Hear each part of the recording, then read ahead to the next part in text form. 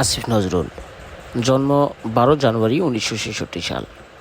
একজন বাংলাদেশী লেখক, ঔপন্যাসিক, রাজনৈতিক বিশ্লেষক, সংবিধান বিশেষজ্ঞ ও কলামিস্ট।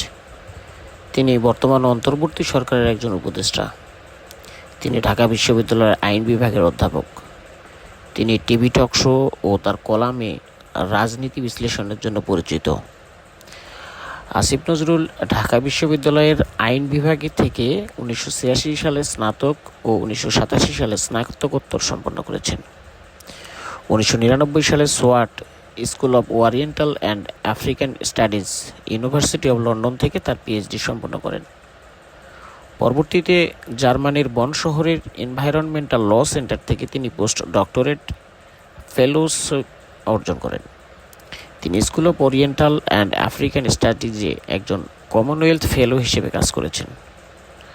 ঢাকা বিশ্ববিদ্যালয়ের শিক্ষক হিসেবে যোগদানের পূর্বে 1991 সালে আসিফ নজরুল একটি বহুল প্রচারিত সাপ্তাহিক পত্রিকা বিচিত্রায় কাজ করেছেন। তিনি কিছু সময় বাংলাদেশ সরকারের একজন সরকারি কর্মকর্তা হিসেবে কাজ করেছেন। জাতীয় ও আন্তর্জাতিক বিভিন্ন মিডিয়ায় তাকে প্রায়ই দেখা যায়, যেমন বিবিসি, সিএনএন এবং আল জাজিরা ইত্যাদি।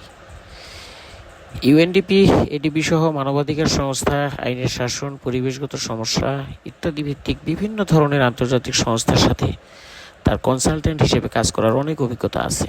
বর্তমানে তিনি বাংলাদেশ অন্তর্বর্তী সরকারের উপদেষ্টা হিসেবে দায়িত্বে আছেন।